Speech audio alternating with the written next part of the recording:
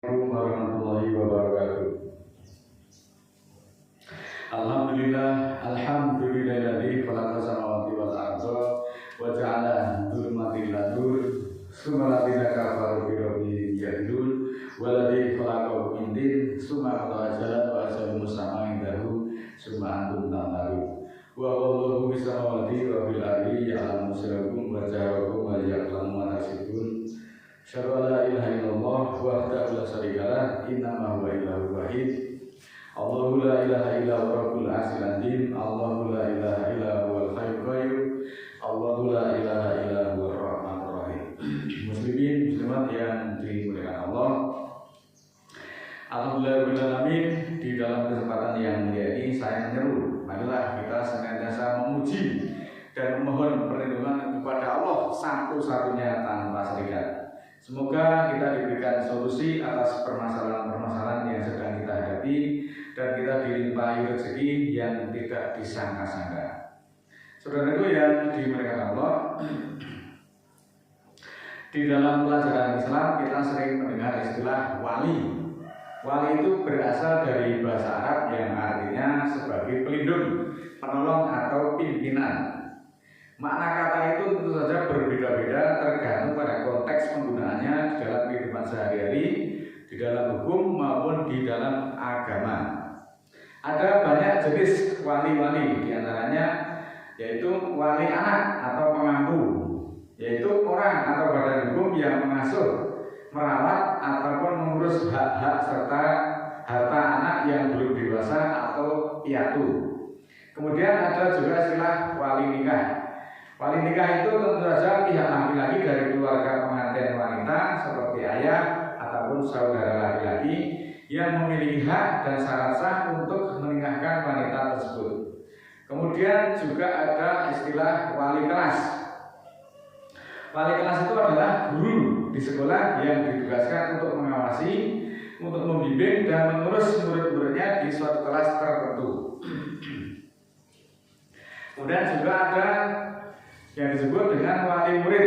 Wali murid itu adalah orang tua kandung ataupun orang lain yang sah secara hukum dan bertanggung jawab untuk mengurus pendidikan, kebutuhan serta perkembangan anak di sekolah. Dan ada suatu istilah yang sangat terkenal yaitu wali songo, yaitu kelompok 9 ulama besar yang menyebarluaskan agama Islam di Pulau Jawa pada sekitar abad 15 hingga abad ke-16. Seperti Sunan Gresik, Sunan Ampel, Sunan Bonang, Sunan Kudus, Sunan Derajat dan sebagainya. Mereka itu berdakwah dengan memadukan ajaran Islam, seni budaya lokal dan pendidikan pesantren. Nah, dari beberapa istilah tersebut, kalau boleh saya menyimpulkan, wali itu adalah pelindung ataupun juga penolong atau bahkan sebagai pimpinan. Lalu pertanyaan selanjutnya adalah kita sebagai orang yang mukmin, orang yang beriman, siapakah wali dari orang-orang mukmin itu? Mari kita simak beberapa ayat yang tentu saja ada korelasinya dengan pengertian yang disebut dengan wali tersebut. Yang pertama ya dalam surat kelima, surat Al-Maidah ayat 55 selengkapnya sebagai berikut.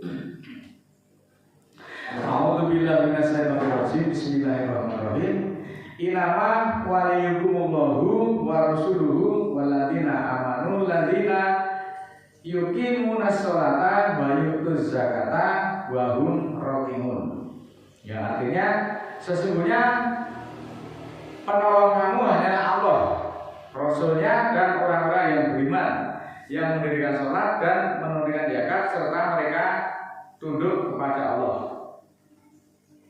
Kemudian di dalam surat kedua, surat Al-Baqarah 255, ayatnya sangat populer yang sering disebut dengan ayat kursi, yang bunyinya sebagai berikut. Allahu la ilaha illa huwal hayyul qayyum la ta'khudhuhu sinatun wa la nawm lahu ma fis samawati wa ma fil ardi man dzalladzi yashfa'u indahu illa bi'idznihi ya'lamu ma baina aydihim wa ma khalfahum wa la yuhituna bi shay'in min ilmihi illa bima syaa. Wasi'a kursus samawati wal arda wa la ya'uduhu hifdhuhuma wa huwal aliyyul azim. Surat Al-Baqarah ayat 255. Allah, tidak ada Tuhan yang berhak disembah melainkan hanya Dia yang hidup kekal terus-menerus mengurus makhluknya, tidak mengantuk dan tidak pula tidur. Kepunyaannya apa yang di samawat dan di bumi, tidak ada yang dapat memberi syafaat di sisi Allah tanpa izinnya. Allah mengetahui apa-apa yang di hadapan mereka dan apa-apa yang di belakang mereka. Dan mereka tidak mengetahui apa-apa dari ilmu Allah melainkan apa yang dikehendakinya. Kursi Allah meliputi samawat dan bumi, dan Allah tidak merasa berat memelihara keduanya. Dan Allah Maha Tinggi lagi Maha Besar. Surat ke-10 ayat 62. Ala inna awliya Allahi la khaufun alaihim wa lahum yahzanun. Ingatlah, sesungguhnya wali-wali Allah itu tidak ada kekhawatiran terhadap mereka dan tidak pula mereka bersedih hati. Saudaraku yang dirahmati Allah, Allah memberi kabar gembira melalui ayat-ayat di atas bahwa yang pertama, bahwa Allah adalah walinya orang-orang mukmin atau orang-orang beriman. Karena Allah walinya orang beriman, maka orang yang beriman itu pasti akan dibela, pasti akan ditolong dan akan dilindungi Allah baik di dunia sampai di akhirat kelak. Yang kedua, meskipun Allah memberikan ujian kepada hambanya, tidak mungkin Allah itu cuek sama sekali kepada orang-orang yang beriman dan beramal soleh. Nah, kalau sampai hidup kita itu sengsara, terlunta-lunta, kemudian susah, dirundung derita, sulit sekali diberikan permasalahan-permasalahan yang tak kunjung selesai, pertanyaannya bagaimana kok bisa seperti ini? Nah, jawabannya karena kamu semuanya itu belum beriman dan beramal soleh, itu pasti, sehingga kita dirundung permasalahan-permasalahan yang seperti ini keadaannya sebenarnya. Allah itu Maha Kekal, hidup berdiri sendiri, yang mengatur segala urusan makhluknya tanpa henti. Allah tidak mengantuk dan tidak juga tidur. Bukti bahwasanya pemeliharaan Allah terhadap ciptaannya berjalan sempurna setiap detik tanpa pernah lengah sedikit pun. Di dalam surat kedua ayat 255 tadi ada kata-kata kursi. Kursi di sini adalah bukan kursi secara fisik, melainkan adalah maknanya sebagai lambang keagungan, lambang kekuasaan, lambang kewilayahan Allah yang meliputi samawat dan bumi, atau yang sering disebut dengan langit dan bumi. Kekuasaan Allah itu meliputi samawat dan bumi. Nah, perbedaan antara penjagaan Allah dan penjagaan dari manusia itu terletak pada sifat, jangkauan, dan kesempurnaannya. Penjagaan Allah atau perlindungan Allah itu bersifat mutlak, meliputi lahir maupun batin, serta tidak terbatas pada ruang dan waktu. Sedangkan penjagaan dari manusia itu bersifat lemah, terbatas, dan punya pamrih. Manusia itu kalau menolong itu pasti punya pamrih. Penjagaan Allah itu murni karena kasih sayang dan balasan bagi hamba yang taat menjalankan aturan-aturannya, atau yang sering disebut dengan syariat-syariat Allah. Sedangkan penjagaan dari manusia itu seringkali dipengaruhi oleh kepentingan pribadi, rasa pamrih, ataupun keterbatasan rasa ikhlas.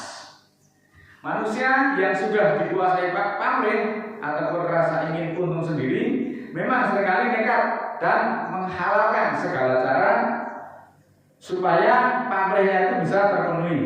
Hal ini terjadi karena fokus pikiran mereka hanyalah pada hasil akhir, sehingga mereka mengabaikan nilai moral serta kehilangan rasa empati terhadap sesama. Kemudian keinginan diri sendiri juga menutupi rasa peduli kepada orang lain, sehingga membuat mereka tega berbuat curang, seperti menipu atau merugikan orang-orang terdekatnya.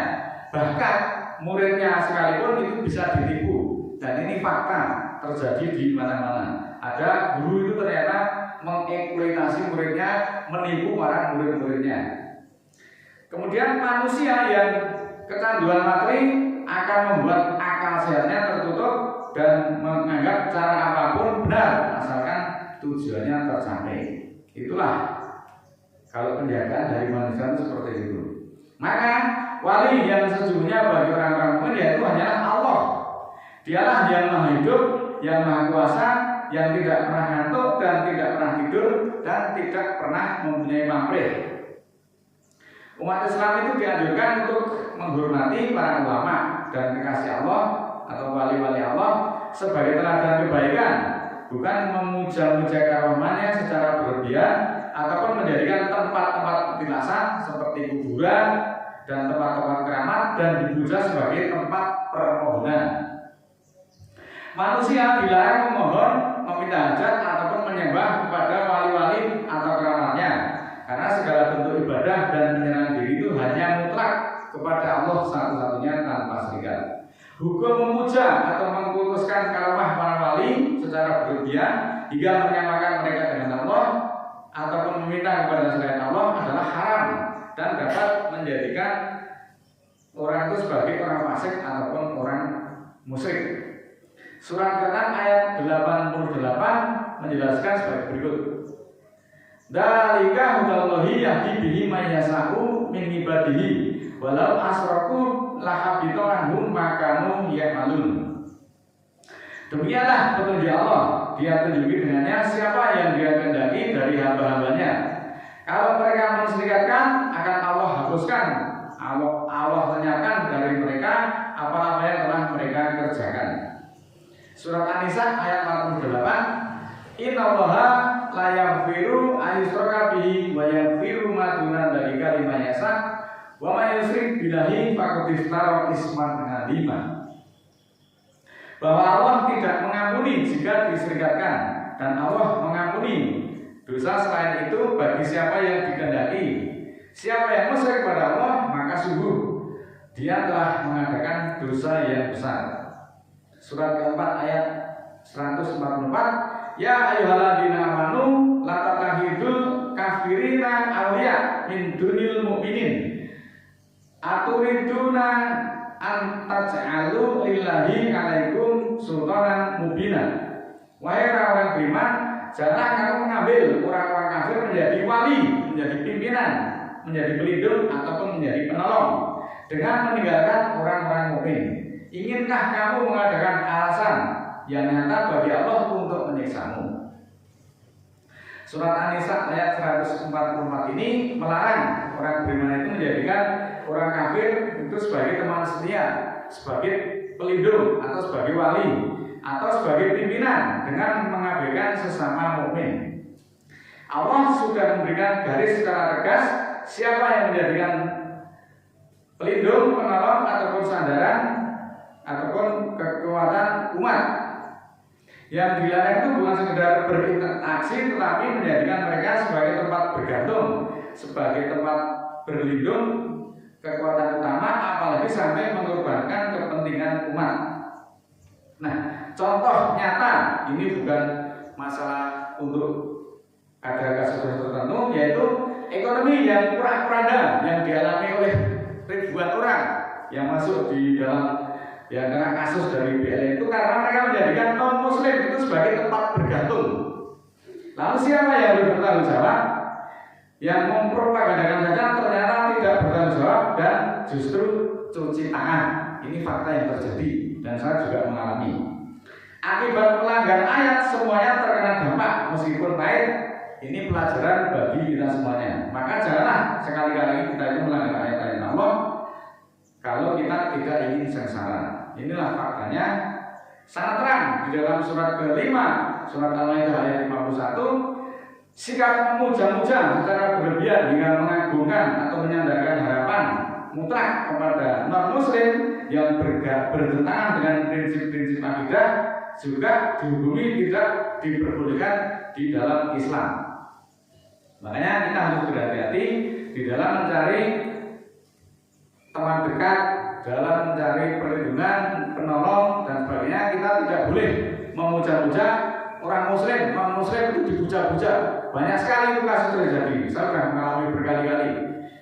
Kita memuja-muja tokoh yang dianggap wah luar biasa daripada kita dan meninggalkan orang mukmin, justru orang mukmin itu dijelek-jelekan.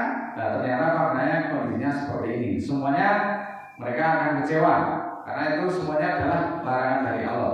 Sehingga ketika ayat-ayat Allah itu dilanggar, maka Allah pasti akan memberikan teguran, memberikan siksaan. Mudah-mudahan kita segera sadar dan kembali pada Allah, maka kita jadikan wali satu-satunya bagi orang mukmin itu adalah Allah satu-satunya, dan bukan orang yang tidak berakidah secara benar. Orang yang dijadikan pimpinan, dijadikan wali, justru yang dilarang oleh Allah. Kita semua akan kena getahnya. Mudah-mudahan Allah mengampuni dosa-dosa kita semuanya dan memimpinnya kepada siratal mustaqimnya Allah. A'udzubillahi minasyaitonir rajim. Bismillahirrahmanirrahim. Allahumma ighfirli walil mu'minina wal mu'minat al-ahya'i minhum wal amwat innaka sami'un qaribun mujibud da'wat. Innaka 'ala kulli syai'in qadir. Rabbana la tu'akhidna in nasina aw akhtana. Rabbana wa la tahmil 'alaina isran kama hamalnahu 'alal ladzina min qablina. Rabbana wa la tuhamilna ma la taqata lana bi wa'fu 'anna waghfir lana warhamna anta maulana fansurna 'alal qaumil kafirin. Rabbana ighfir lana dzunubana wa kafir 'anna sayyi'atina wa tawaffana ma'al abrar. Rabbana la tuzigh qulubana ba'da idh hadaitana wa hab lana min ladunka rahmah innaka antal wahhab. Rabbana ighfir lana wa li ikhwanina alladziina sabaquna bil iman wa la taj'al fi qulubina ghillan lil ladzina amanu rabbana innaka ra'ufur rahim. Rabbi auzi'ni an ashkura ni'mataka allati an'amta 'alayya wa 'ala walidayya wa an a'mala sholihan tardahu wa aslih li fi dzurriyyati inni tubtu ilaika wa inni minal muslimin. Subhana rabbika rabbil izzati amma yasifun wa salamun 'alal mursalin walhamdulillahi rabbil alamin. Wassalamualaikum warahmatullahi wabarakatuh.